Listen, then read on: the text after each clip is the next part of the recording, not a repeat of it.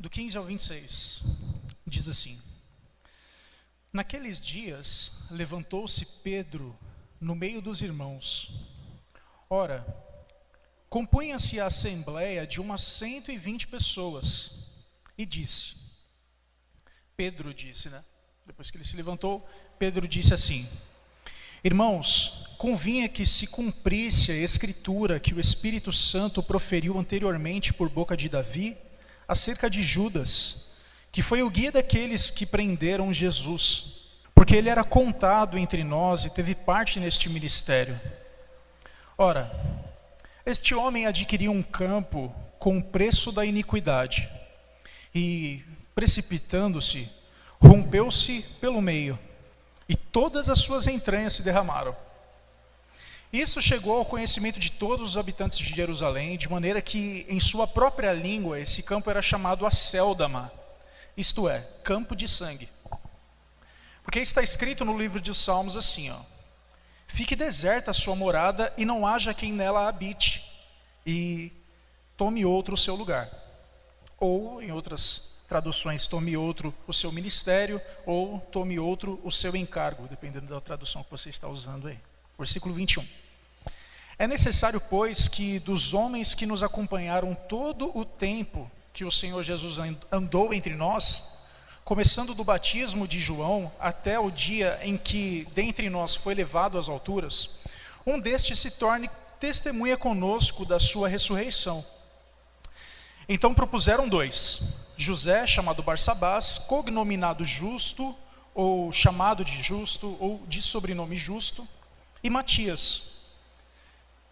E orando disseram: Tu, Senhor, que conheces o coração de todos, revela-nos qual destes 2 tens escolhido para preencher a vaga neste ministério e apostolado, do qual Judas se transviou indo para o seu próprio lugar. E os lançaram em sortes, e vindo a sorte cair sobre Matias, sendo-lhe então votado lugar com os 11 apóstolos. Esse é o texto. Amém? Vamos orar? Senhor Jesus, nós estamos diante de um texto, do texto da Tua Palavra, o qual é inspirado pelo Teu Santo Espírito, Senhor. Eu te peço que nos ajude nessa noite a compreender esse texto, e que nos ajude a crescer mais em Ti, que o Teu Santo Espírito ilumine a mente de cada um, para que nós possamos compreendê-lo, e que o Senhor possa falar conosco e tratar conosco nessa noite, Senhor. Eu te peço em nome de Jesus que nos ajude. Amém.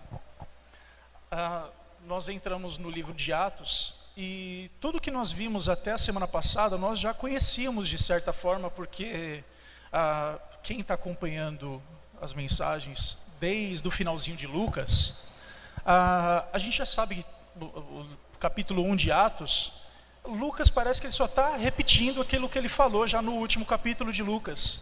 Então, ele está introduzindo Atos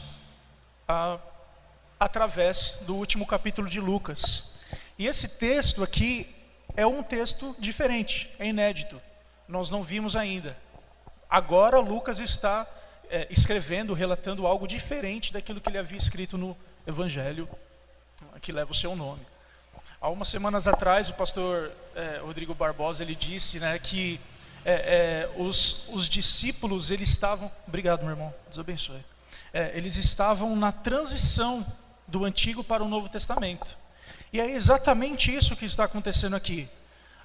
Os discípulos estão em transição. Eles estão indo para o Novo Testamento. Na verdade, por mais que a gente olhe lá, a gente olha na nossa Bíblia, o Novo Testamento está lá, Mateus, Marcos, Lucas, João, Atos, tá? O Novo Testamento, ele começa de fato quando o Espírito Santo ele desce, e aí há a instituição realmente do cristianismo, as pessoas se convertem ali através da pregação de Pedro, e aí a gente vai ver isso na semana que vem, né? Então esse texto eu dividi ele em algumas partes, e eu vou tentar trazer esse texto, a gente conhecer ele. O que acontece? Na semana passada o Rodrigo trouxe uma palavra, cara, muito interessante, porque eu e a Daniela e meus amigos que viemos tocar aqui, a gente foi para casa falando, caramba, mano, olha só, que texto é esse, né? E é incrível, porque às vezes 3 versículos, 2 versículos tem uma profundidade tão grande, cara, e faz a gente ficar mastigando e comendo aquela mensagem o resto da semana toda.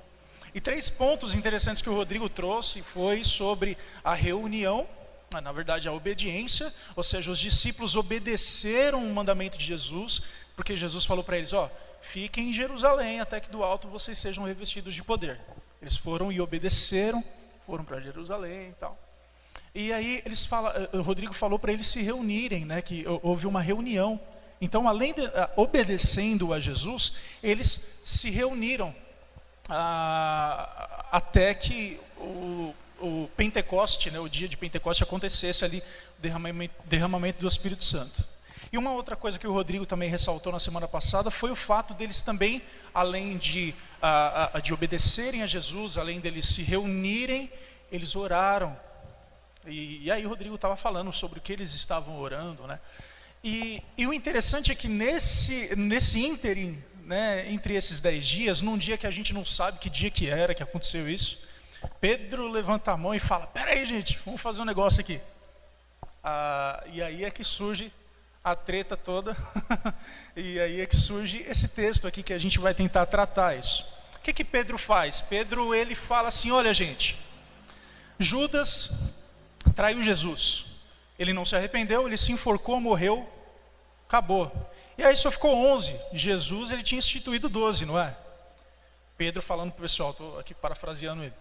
Aí ele falou assim, só era 12, aí Judas morreu, ficou 11. A gente precisa substituir o cara, meu. E aí ele fala, sabe por que a gente... E aí Pedro ele fala assim, e o que aconteceu com Judas foi aquilo que o Espírito Santo falou lá no Antigo Testamento, através de Davi. Olha só como ele mostra que aquilo que aconteceu com Judas foi cumprimento do Antigo Testamento. A gente vai falar sobre isso. Olha gente, o que aconteceu com Judas realmente era para acontecer, porque o Espírito Santo falou isso lá por boca de Davi. Aí ele cita 2 salmos, né? Ele cita o salmo, aqui no versículo 20, ele cita o salmo 69, ele cita o salmo 109, e ele fala isso. E aí é o seguinte gente, para a gente substituir Judas, tem que ter algumas condições aqui. Para ser apóstolo, para que uma pessoa exerça o apostolado, tem que ter algumas condições. Esse cara que vai substituir Judas, ele precisa ter algumas coisas aí, a gente precisa analisar. Me mostra aí, por favor, algumas pessoas que acompanhou Jesus desde o início do seu ministério, a condição para ser apóstolo. Desde o início do seu ministério, desde lá do batismo de João. Tem alguém aí que preenche essas condições? Aí o pessoal foi selecionando algumas pessoas.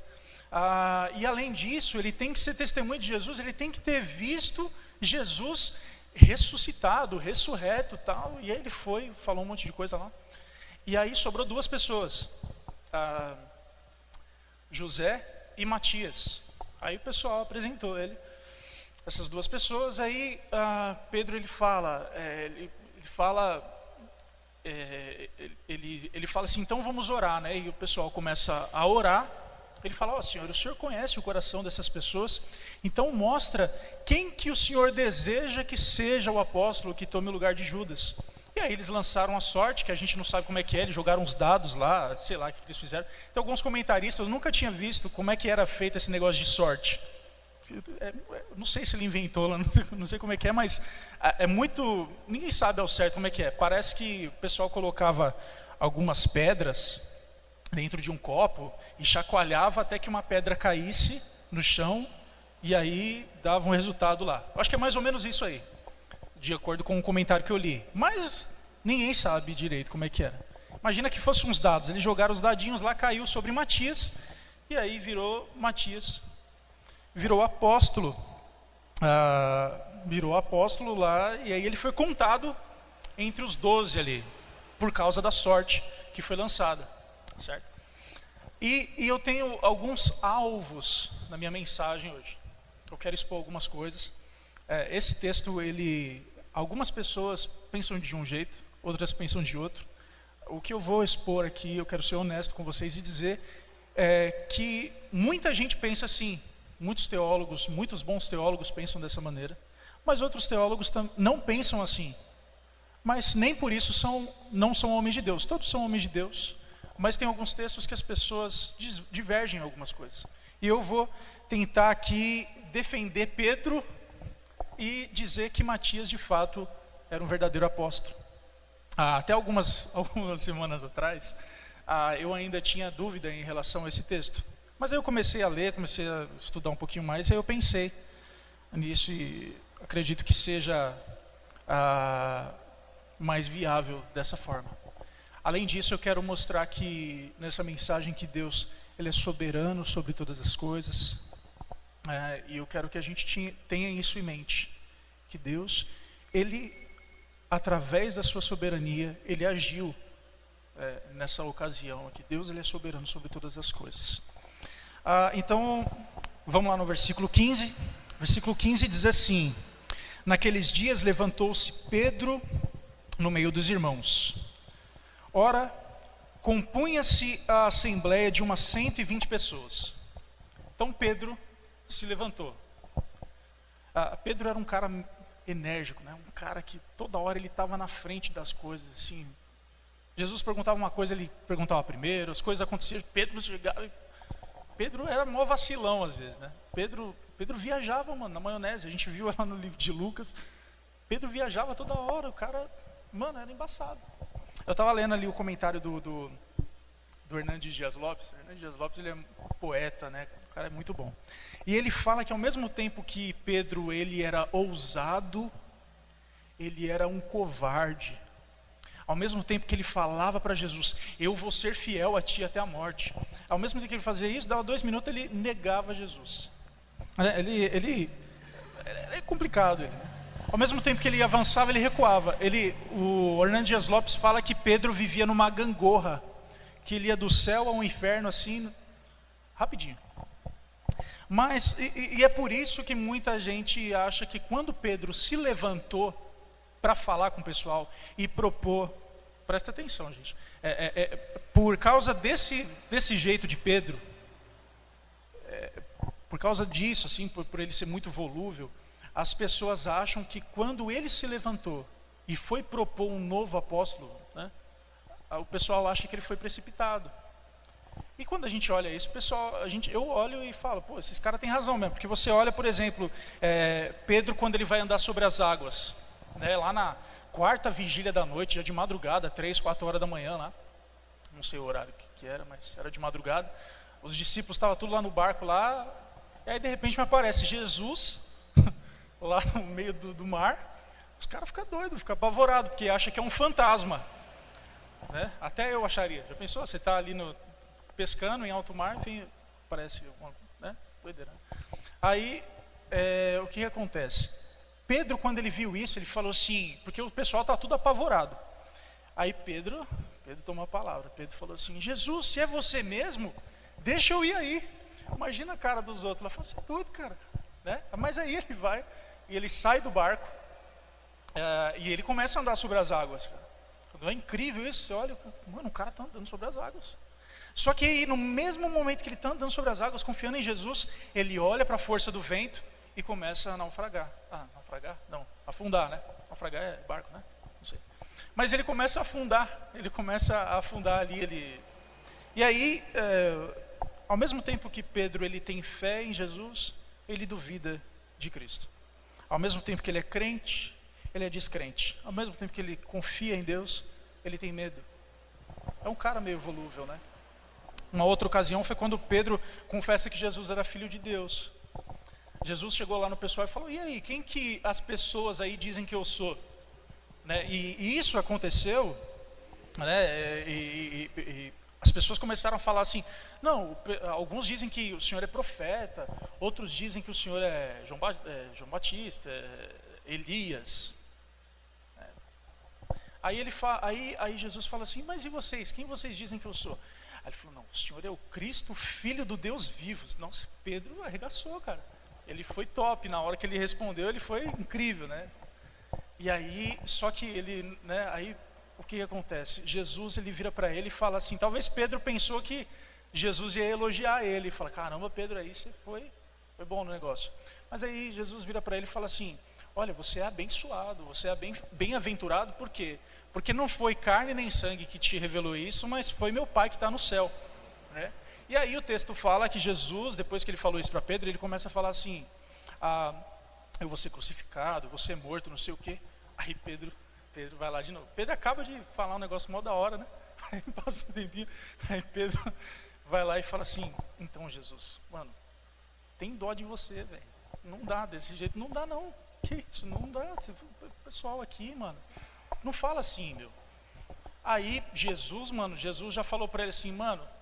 Não, Jesus não falou, mano. Eu falei. Ele falou assim pra Jesus falou assim para ele: afasta de mim, Satanás. Desculpa, gente. Afasta de mim, Satanás, porque você não cogita das coisas de Deus, mas das coisas da carne, né? E aí, ao mesmo tempo que Pedro ele tem uma revelação de Deus, ele é instrumento de Satanás, cara. Você vê como o cara vive realmente numa gangorra, né? Ele fala das coisas de Deus, mas fala das coisas que competem ao próprio inimigo. Ele reconhece que Jesus é de fato Filho de Deus, mas ao mesmo tempo ele quer corrigir, ele não crê, ele fala, não, você é Filho de Deus, mas depois ele não crê mais em Jesus. E aí tem até outras partes, depois que isso aconteceu, uns 8 dias depois, o texto fala lá que depois de uns 8 dias mais ou menos, Jesus vai lá no Monte da Transfiguração. Aí Jesus sobe aquele monte, ele se eleva, e aí aparece do lado dele Moisés e Elias. Aí Pedro fala de novo, aí Pedro quer falar. Pedro vai lá e fala para ele assim, vamos fazer 3 tendas, cara. Uma para você, uma para Moisés, uma para Elias. E o texto fala que Pedro não sabia o que dizia. Não sabendo o que dizia, Pedro foi lá e falou isso. Mano, o cara viaja, né? Vamos fazer 3 tendas. E o texto fala que ele não sabia o que ele estava falando. E aí o que acontece? Pedro, ele toma a frente, mas ao mesmo tempo uma hora ele está de um jeito, outra hora está de outro. Uma hora ele não sabe o que ele fala. E o interessante é que Pedro, nessa ocasião, ele quer colocar Jesus em pé de igualdade com os profetas. Há 8 dias atrás ele fala, não, você é o Filho de Deus, você não é o Elias, você não é os caras lá, você não é isso. Você é Jesus, o Cristo enviado, o Filho de Deus. Aí depois, passa 8 dias, ele quer colocar os caras em pé de igualdade, fazendo 3 tendas, uma para cada um. Queria ficar lá, não é uma coisa estranha, né? E aí tem uma outra ocasião, né, que quando Jesus ele vai lavar os pés dos discípulos também.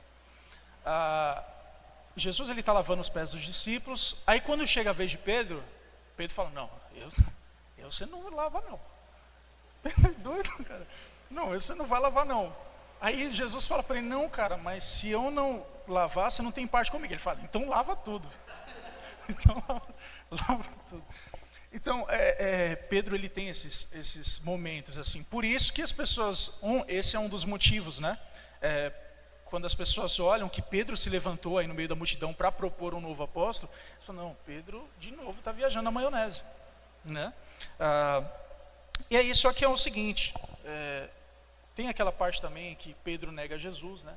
Ele fala uma hora que estaria com Jesus e no final ele acaba abandonando, graças a Deus ele se arrependeu. Mas é interessante que algumas coisas a favor de Pedro que eu quero dizer aqui, uma é o seguinte, que Pedro ele foi um dos primeiros a ser chamado por Jesus, então ele tinha a sua importância. O nome de Pedro, todas as listas que tem no Evangelho, quando se lista os apóstolos, faz uma lista dos apóstolos, Pedro está sempre em primeiro lugar. Jesus conhecia a importância de Pedro. Foi para Pedro que Jesus falou assim, olha, apacenta as minhas ovelhas. Foi para Pedro que ele falou isso. Não foi para João, João ele se recostava em Jesus, né? Mas não foi para João que ele disse isso, foi para Pedro que ele disse. Foi para Pedro que ele falou assim, quando você se converter, fortalece os seus irmãos. Jesus não falou isso para outras pessoas, Jesus falou isso para Pedro. E mais para frente, aqui no livro de Atos, a gente vai ver que foi Pedro quem pregou lá no dia de Pentecoste. Foi Pedro que tomou a frente, e por causa dessa pregação de Pedro, 3.000 pessoas se converteram ao Evangelho. Mais para frente, Pedro, ele também, ele defende o Evangelho ali na frente dos governantes. Então, por mais que Pedro viajasse na maionese anteriormente, parece que ele tomou jeito, Mas Pedro, ele de fato tinha a sua importância. E ele era apóstolo de Jesus. Então, ele, na sua autoridade de apóstolo, que Jesus designou a ele tinha, naquele momento em que ele se levantou para falar com a multidão, ele tinha ali autoridade apostólica. Era um apóstolo exercendo o seu apostolado, a sua função de apóstolo ali. E aí, no versículo 15, fala, né, que naqueles dias levantou-se Pedro no meio dos irmãos, e aqui fala assim: ora, compunha-se a assembleia de umas 120 pessoas. Por que Lucas está narrando isso? Ele mostra que, primeiramente, são 3 coisinhas interessantes. Que na sociedade judaica, um grupo ele era de fato reconhecido como um grupo de fato, um grupo que estava nascendo mesmo, a partir de 120 pessoas. Quando o grupo na sociedade tinha 120 pessoas, na sociedade judaica, aquilo lá era considerado uma reunião de um grupo de fato, de uma sociedade se levantando. Uma outra coisa é que Lucas ele quer mostrar que não era um grupinho de 5, 6 pessoas. Existia de fato um grupo com um número considerável ali e de pessoas ali naquele lugar que tinham um propósito, como o pastor Rodrigo realmente falou na semana passada. E uma outra coisa que Lucas quer ressaltar, numerando, você vai ver no decorrer das nossas pregações aqui, a gente vai ver que sempre tem umas numerações. E a primeira numeração é esse 120. Por que Lucas está fazendo isso? Porque a próxima numeração que ele listar vai ser quando se juntarem 3.000 pessoas se convertendo ao Evangelho. De 120 pessoas vai para 3.000, aí depois vai para 5.000. Depois Lucas ele vai falar assim que não tem como contar mais. Um dos propósitos do livro de Atos dos Apóstolos é mostrar o crescimento da igreja.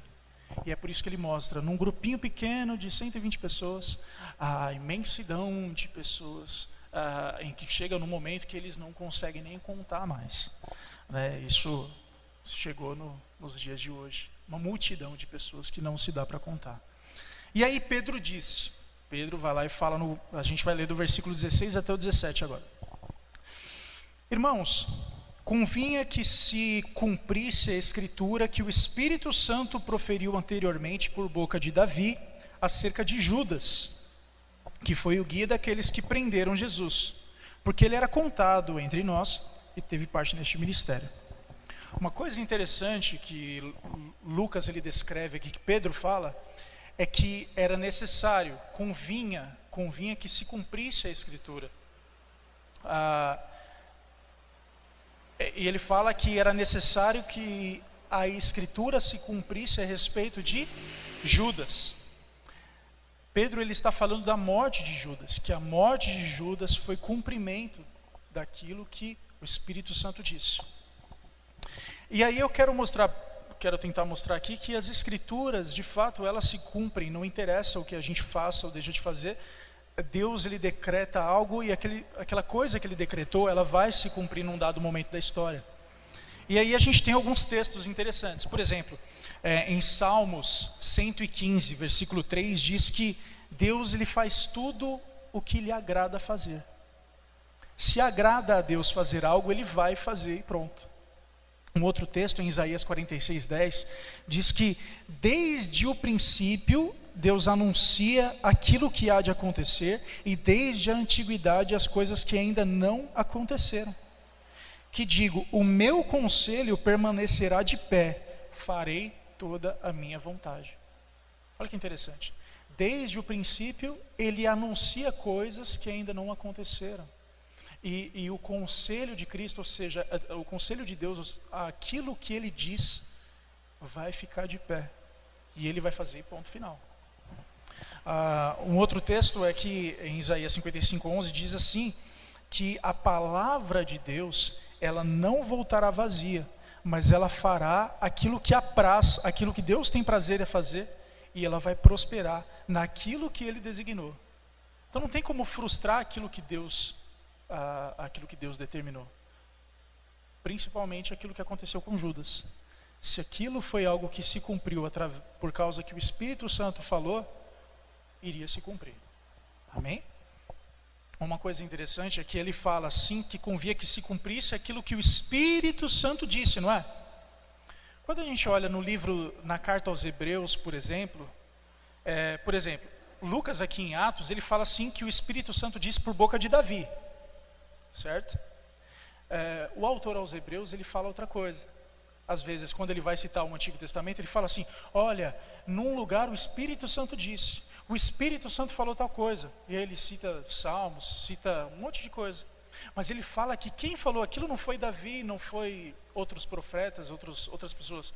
Mas quem falou tudo aquilo que está no Antigo Testamento foi o próprio Espírito Santo. E isso, a gente usa esse texto para mostrar que a Escritura, ela é inspirada por Deus. Então todo o Antigo Testamento não foi só homens que falavam.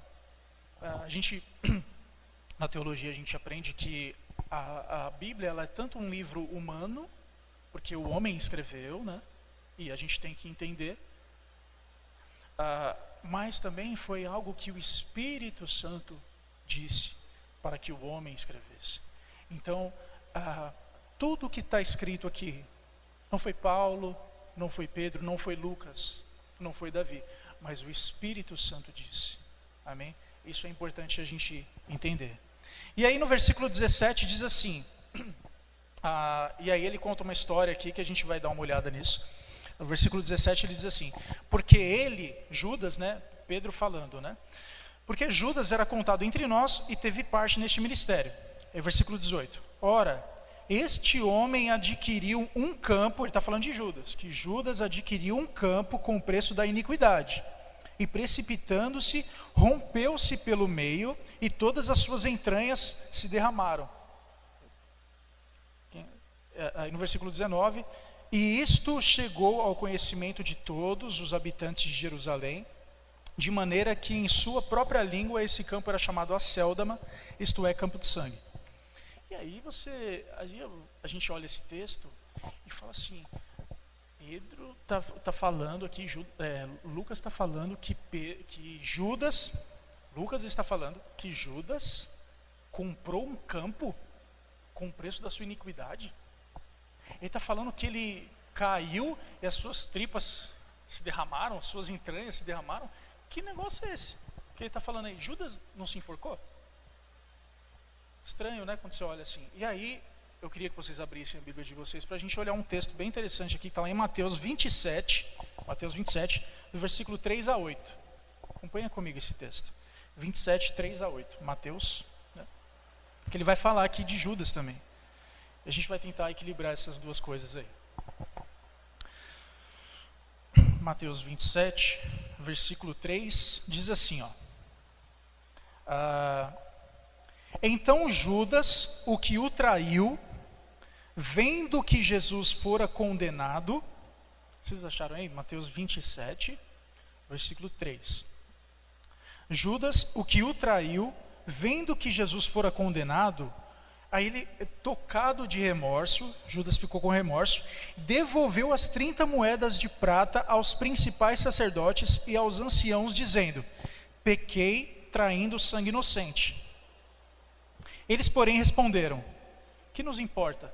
Olha, os caras tinham toda aquela pampa de religiosidade, né? Os caras viram e falam assim, eu nem ligo. O que me importa, o que me interessa isso? Aí ele fala assim, isso é um problema seu. E aí no versículo 5 ele fala assim, ó, então Judas, atirando para o santuário as moedas de prata, ele não quis ficar com essas moedas. Ele atirou no santuário as moedas de pratas. Retirou-se e foi enforcar-se. Versículo 6. Os principais sacerdotes, tomando as moedas que Judas jogou lá, disseram assim, olha que santidade, que alegria desses caras, que santidade, né? Os caras viram e falam assim, não é lícito deitá-las no cofre das ofertas. Não é lícito, não é legal fazer isso. Por quê? Porque é preço de sangue.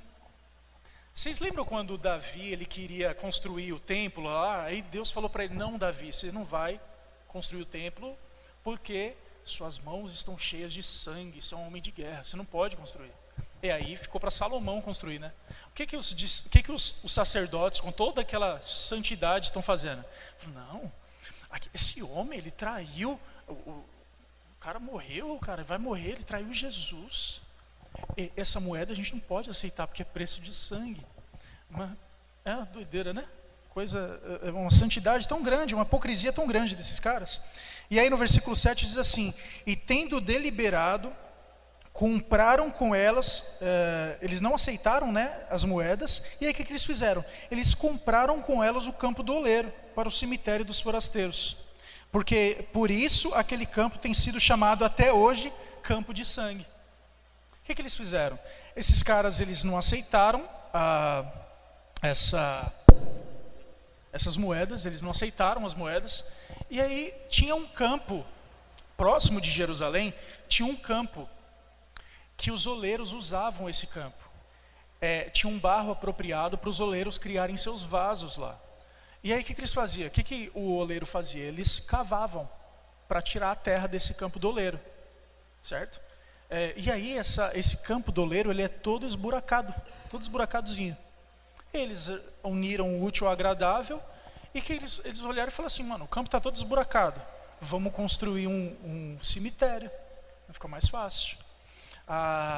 Naquela época, os judeus, eles tinham duas coisas que eles faziam que era bem visto aos olhos deles: era dar esmolas às pessoas, aos pobres, e sepultar corpos. Aí eles olhavam e falavam assim: quando vier um estrangeiro, ele passar mal, ele morrer, a gente enterra ele ali. Olha que boa coisa que a gente está fazendo, olha que legal. E aí o que acontece? O que a gente entende aqui é que quando no livro de Atos, quando Lucas está dizendo que Judas comprou um campo que se chama campo de sangue até hoje, comprou com o dinheiro da sua iniquidade, quer dizer que Judas comprou indiretamente. Não foi Judas que comprou, mas ele comprou porque o dinheiro era dele. Isso me faz pensar em algumas coisas. Por exemplo, aplicando para a gente aqui hoje, imagina que você ensina um amigo seu a pecar em alguma situação, errar. Você mostra pornografia para o seu amigo. Esse cara fica viciado em pornografia. Não, mas ele tá. Eu só mostrei pro cara. Quem está vendo é ele. Eu não vejo, mas eu só mostrei. A culpa é sua. Isso é errado. A culpa cai sobre, da mesma forma que Judas não comprou, mas a culpa caiu sobre ele. Eu estou mostrando que às vezes a gente acha que está fazendo algo indiretamente. Não, eu não fiz, não. Eu não estou envolvido nesse negócio aí, não.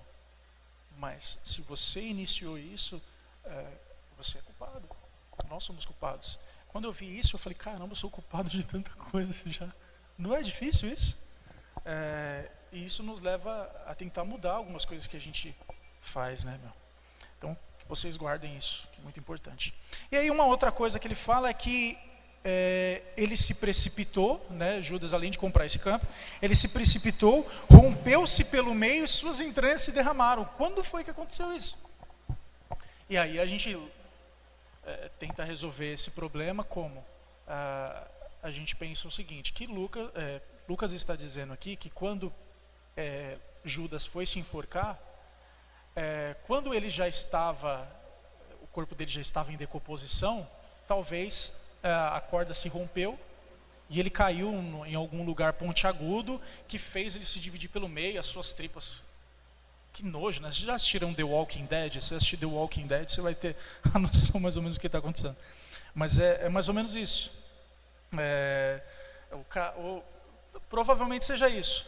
Isso é o que faz os teólogos terem emprego. Eles ficam pesquisando essas coisas para saber o que aconteceu, né? Mas talvez tenha acontecido isso mesmo. E o nome campo de sangue talvez seja porque ele se enforcou nesse campo do oleiro. E aí ele se enforcou lá dessa maneira, e o corpo ou a corda se arrebentou, ou soltou um nó. De alguma forma aconteceu isso. Amém? E aí Pedro, ele lembra que ele está falando para eles assim: olha, a gente precisa de um apóstolo. E aí ele fala assim: gente, tudo isso que aconteceu com Judas é cumprimento daquilo que o Espírito Santo falou.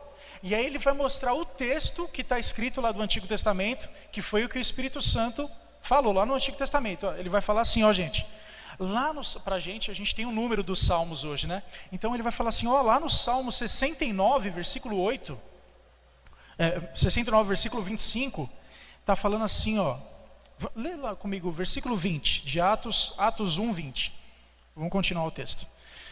Porque está escrito no livro dos Salmos, fique deserta a sua morada e não haja quem nela habite e tome outro seu encargo. Pedro, ele está citando aqui 2 salmos. Ele fala aqui, ó gente, Salmo 69, 25 diz assim, ó, você não precisa abrir sua Bíblia, mas lá no Salmo 69, versículo 25 diz assim, fique deserta a sua morada e não haja quem habite as suas tendas. E em Salmo 109, versículo 8 diz assim, os seus dias sejam poucos e tome outro seu encargo. Pedro, ele pega esses textos e interpreta como sendo um cumprimento em Judas. Entende? Ele pega esse texto, na verdade, o Salmo 69, ele tem pelo menos umas 12 ou 13 citações no Novo Testamento. Então é um salmo muito importante, porque as pessoas os apóstolos vivem citando o Salmo 69. Pedro, ele pega um desses textos e fala que aquilo era um cumprimento em Judas, né? E aí eu quero fazer algumas implicações.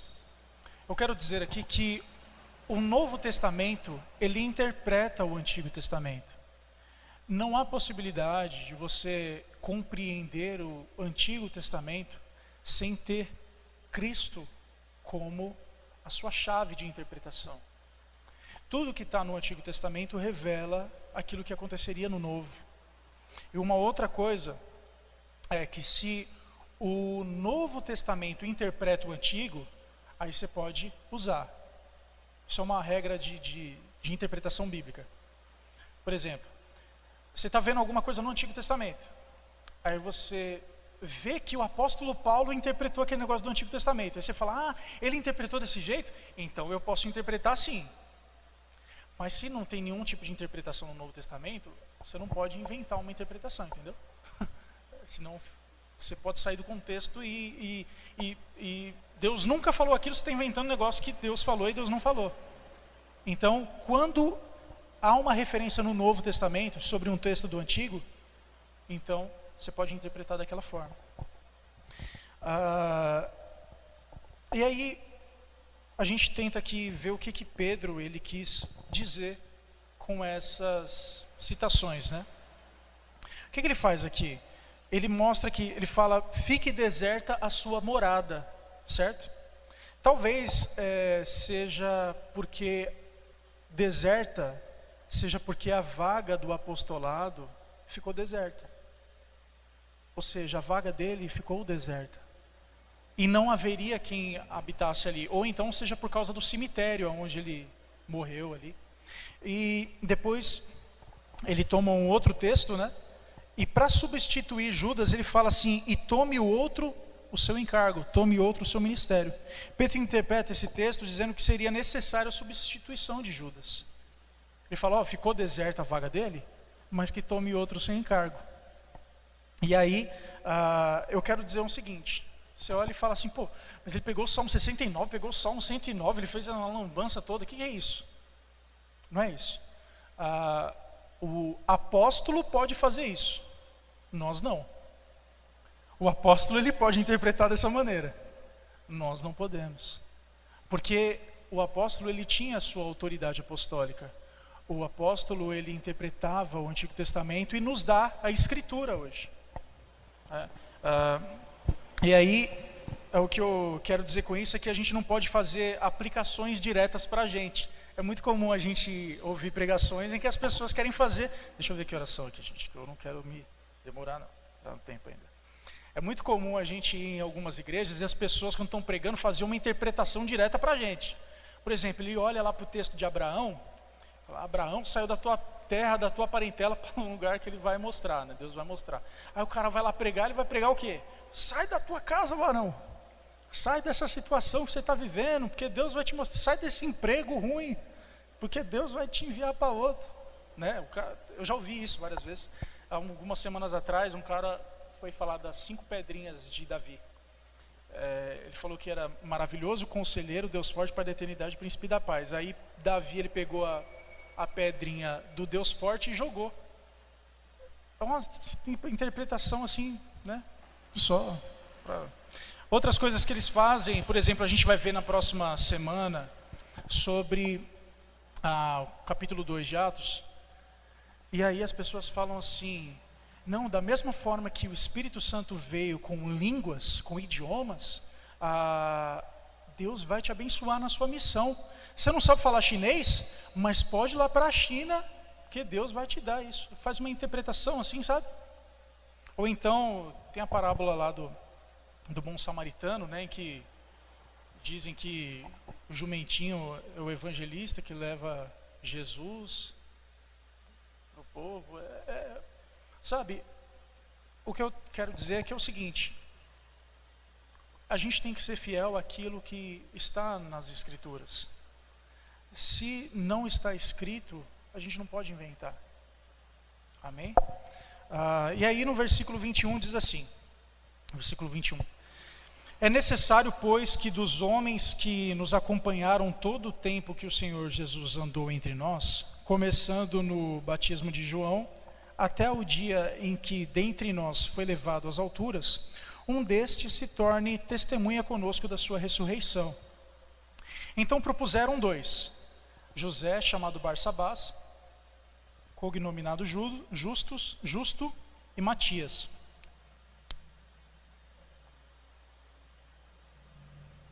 Uma coisa que Pedro fala aqui no início do versículo 21 é que é necessário. Pedro viu essa necessidade. E ele viu essa necessidade porque o número 2 era um número simbólico e representativo. Da mesma forma que no Antigo Testamento houveram 12 patriarcas, na descida do Espírito Santo para o início do Evangelho, no derramamento do Espírito Santo, deveria haver 12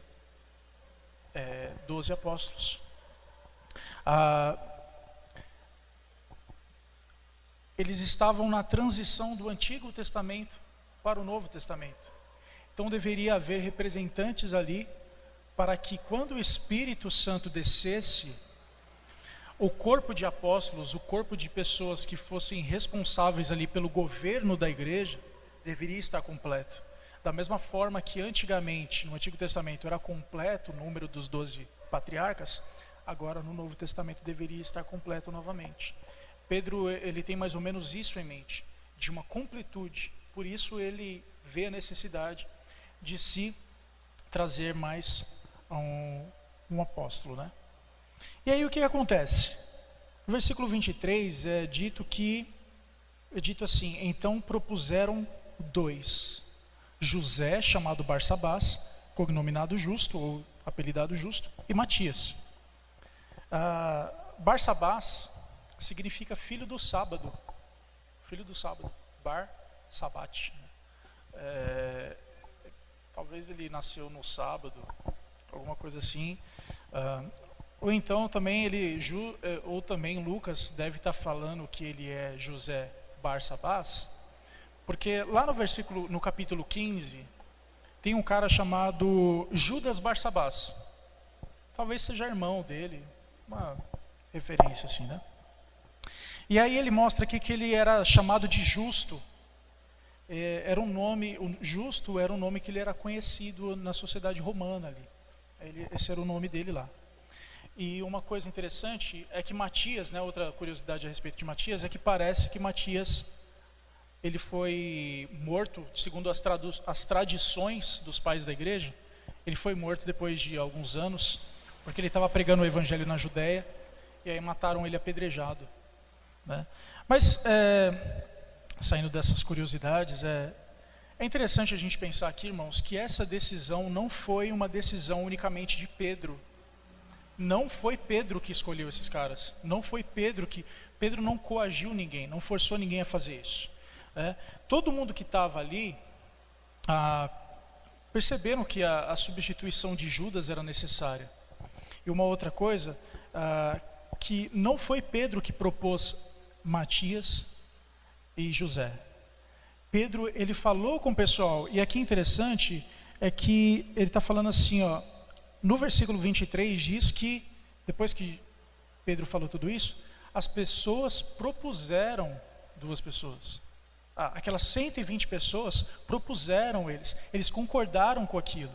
Eles falaram, não, realmente, a gente precisa fazer isso. Então aquelas 120 pessoas concordaram com a decisão de Pedro e viram que a decisão de Pedro era necessária. Sem contar que não era só Pedro o apóstolo que estava ali, mas todos os apóstolos estavam juntos. Então aquela decisão que Pedro estava tomando estava sendo supervisionada pelos outros apóstolos. Se Pedro estivesse cometendo algum equívoco, talvez um outro ia falar, mano, vamos esperar um pouquinho até o Espírito Santo vir? Mas os apóstolos perceberam que aquilo também era necessário. E aí o que acontece? Olha só como essa decisão não foi uma decisão de homem, uma decisão humana. A escolha de Matias não foi uma decisão assim, mas foi uma decisão de Deus. Olha só que interessante, no versículo 24 diz assim, e orando disseram. O que eles fizeram? Eles oraram. Eles oraram antes para que Deus decidisse e não o homem decidisse. Ó Senhor, não é Pedro que está decidindo, não é o Diego, não é o Rodrigo, não é ninguém que está fazendo isso, mas é o Senhor que vai decidir. E sem contar que no decorrer do livro de Atos, a gente vai ver que a oração era uma prática muito exercida por eles. E Deus respondia a oração deles de acordo com aquilo que Deus queria responder. Deus respondia as orações deles. E orando disseram, versículo 24, olha só que devoção a Deus.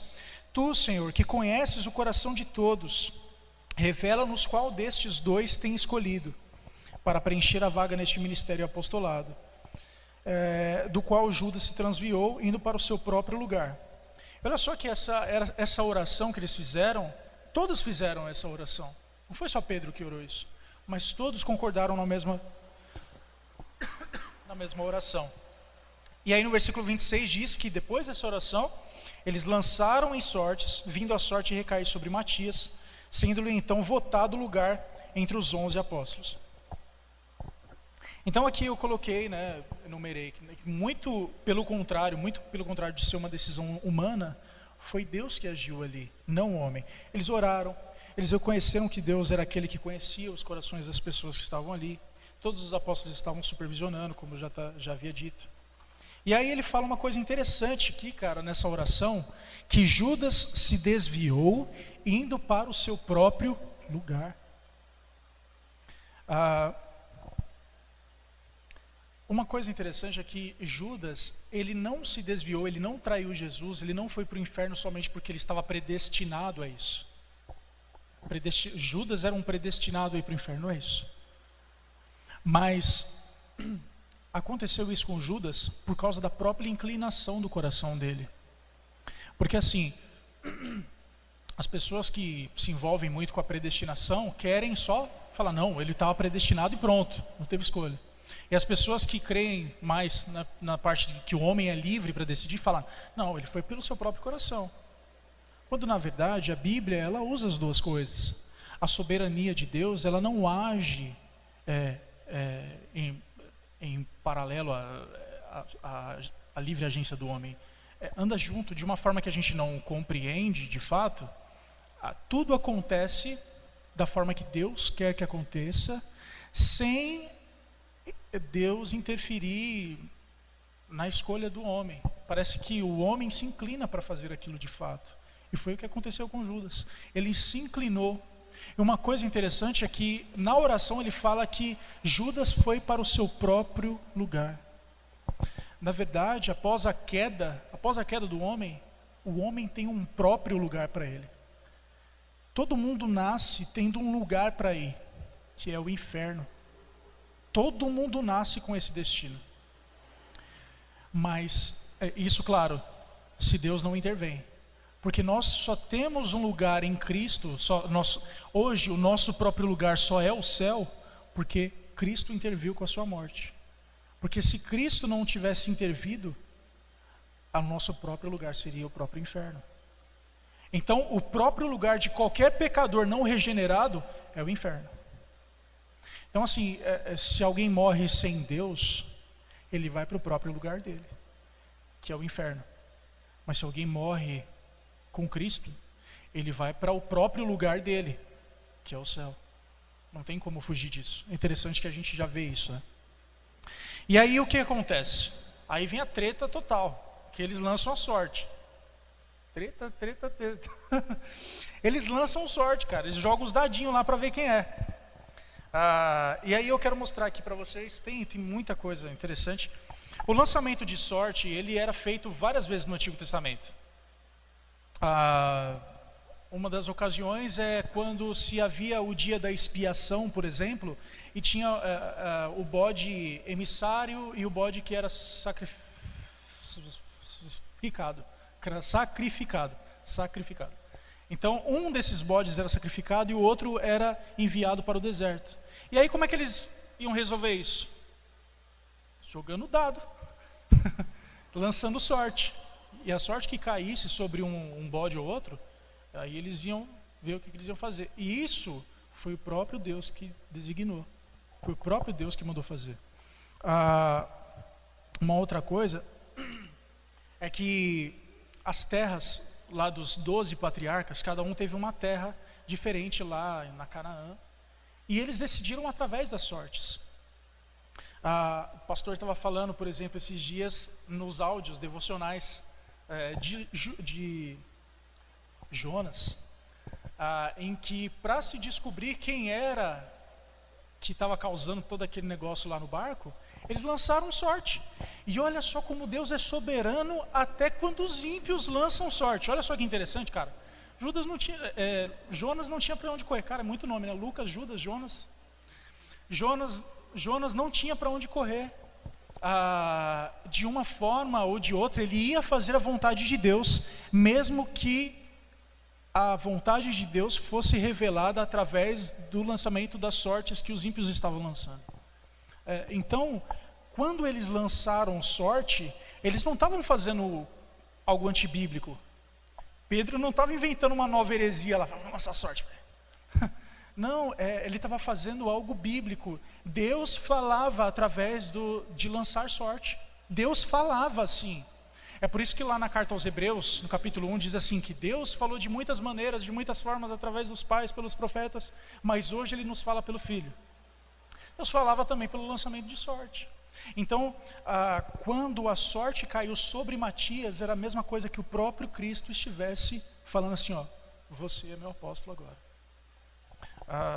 Estou arrumando uma treta aqui, hein, cara, meu Deus. Estou complicando o pastor aí nas próximas mensagens. Mas é basicamente isso. Deus falava dessa forma. E aí, fala que assim, vindo a sorte e recair sobre Matias, sendo-lhe então votado lugar com os 11 apóstolos. E aí eu quero trazer algumas reflexões, acho que eu tenho mais uns 10 minutinhos, eu já termino já. Então a primeira coisa uma coisa que aconteceu é que não foi Pedro que escolheu Matias, não foram as pessoas que estavam ali, mas o próprio Deus escolheu Matias através do lançamento de sorte, porque Deus falava assim. Uma outra coisa é que Matias foi reconhecido como os 12. Depois que aconteceu isso, de Matias depois que a sorte caiu sobre Matias, no decorrer da carta, no decorrer de Atos, a gente vai ver que Matias ele foi incluído entre os apóstolos. Olha só que interessante. Matias foi reconhecido como um dos 12, tanto pelos apóstolos, pelos outros apóstolos, como por Paulo. Lá em Atos 2,14, diz então assim, ó, em Atos 2,14. Então se levantou Pedro com os 11. Atos 2,14 diz assim, porque assim, estava acontecendo as línguas lá, e o pessoal fala, está todo mundo bêbado. Aí Pedro se levantou com os 11. Quem estava lá junto com ele? Um dos 11? Matias. Matias estava lá, era um dos 11. Em 1 Coríntios, por exemplo, Paulo reconhece que Matias era um apóstolo de fato. E aí, 1 Coríntios capítulo 15, do 3 ao 8, diz assim, ó, antes de tudo vos entreguei o que também recebi, que Cristo morreu pelos nossos pecados, segundo as Escrituras. Isso é Paulo falando para a igreja de Corinto. e que foi sepultado e ressuscitou ao terceiro dia, segundo as Escrituras. E apareceu a Cefas, e depois aos 12. Depois foi visto por mais de 500 irmãos de uma só vez, dos quais a maioria sobrevive até agora, porém alguns já dormem. Depois foi visto por Tiago, mais tarde por todos os apóstolos. Paulo está incluindo ele aqui. E afinal, depois de todos, foi visto também por mim como por um nascido fora de tempo. Então as pessoas olham e falam assim, não, pô, algumas pessoas falam, eu acho que eles se precipitaram porque logo viria Paulo. Então para que vai colocar Matias lá, sendo que Paulo vai vir? Paulo ia completar os caras.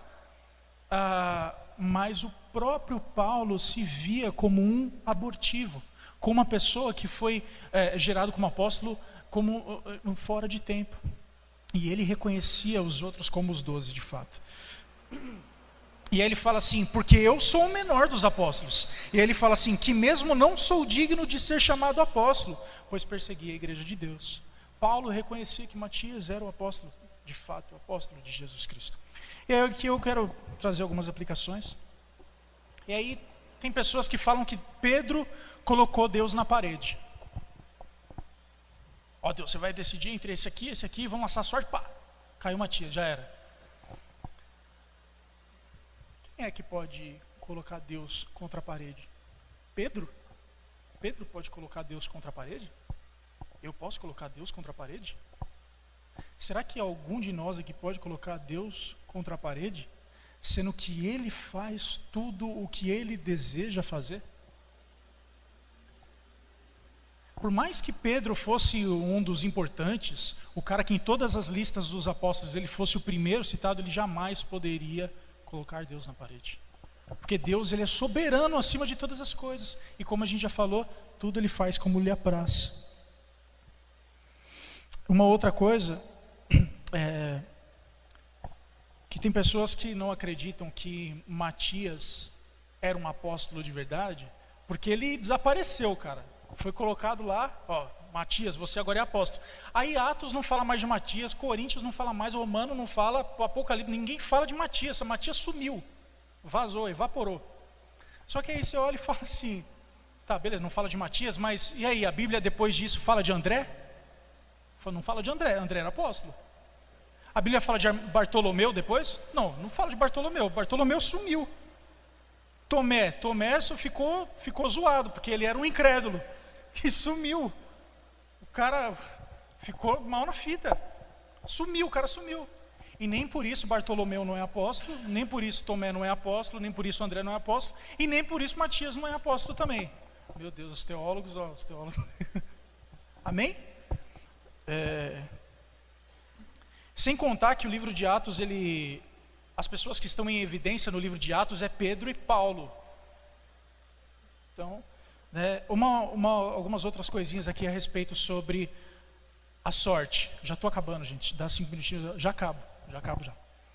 Provérbios 16:1 diz assim: o coração do homem pode fazer planos, mas a resposta certa vem dos lábios de Deus. Provérbios 16:9 diz assim: o coração do homem traça o seu caminho, mas o Senhor lhe dirige os passos. Provérbios 16:33 diz assim: a sorte se lança no regaço, ou seja, você joga os seus dadinhos com a sua mão, mas do Senhor procede toda a decisão. Uma outra coisa, Provérbios 19:21, muitos propósitos há no coração do homem, mas o desígnio do Senhor permanecerá. É Deus é soberano. Provérbios 21:1, como ribeiros de águas, assim é o coração do rei na mão do Senhor. Este, segundo o seu querer, o inclina. Até o coração dos reis é Deus que inclina. Quando você joga War, você está jogando War, você joga o dadinho, é Deus que coloca lá. Já jogou War? Já? É mais ou menos isso.